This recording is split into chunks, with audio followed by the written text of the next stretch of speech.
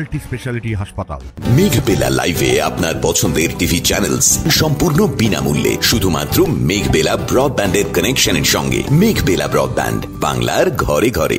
জাতীয় তদন্তকারী সংস্থা এনআইএ বুধবার মুর্শিদাবাদের নবগ্রাম থানার অন্তর্গত নিমগ্রামে অভিযান চালায়। মইনুল হাসানের বাড়িতে পৌঁছে তাকে জিজ্ঞাসাবাদ করেন তদন্তকারীরা।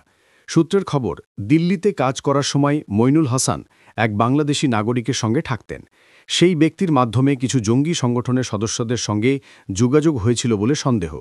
এনআইএ সূত্রে আরও জানা গেছে, মইনুল আগে দিল্লি ও মুম্বাইয়ে পরিযায়ী শ্রমিক হিসেবে কাজ করতেন। বর্তমানে তিনি নিমগ্রামে বসবাস করছেন। তার সঙ্গে জঙ্গি সংগঠনের কোনো প্রত্যক্ষ যোগাযোগ ছিল কিনা তা খতিয়ে দেখছে তদন্তকারী দল। শুধু নিমগ্রাম নয়, মুর্শিদাবাদের আরও কয়েকটি এলাকায় এনআইএ জিজ্ঞাসাবাদ চালায় এদিন বলে খবর। Bureau report, news Bengal today.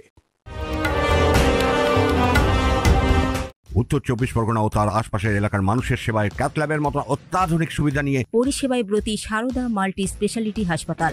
একই ছাদের তলায় মানুষ সাধারণ চিকিৎসা থেকে শুরু করে 24 ঘন্টা ক্যাথল্যাব, এমআরআই, সিটি স্ক্যান, এনআইসিইউর মতো সুবিধা এবার থেকে পেয়ে যাবেন সারদা মাল্টি স্পেশালিটি হাসপাতালে। প্রয়োজনে যোগাযোগ করুন 033-2592-0730, 2593-0730, 2593-3562 ও 9331275635 নম্বরে। আমাদের ঠিকানা royal park, Kalyani expressway, Barrackpore, Kolkata ৭,১২১। সারদা মাল্টি স্পেশালিটি হাসপাতাল, পরিষেবাই হোক আমাদের মূল লক্ষ্য।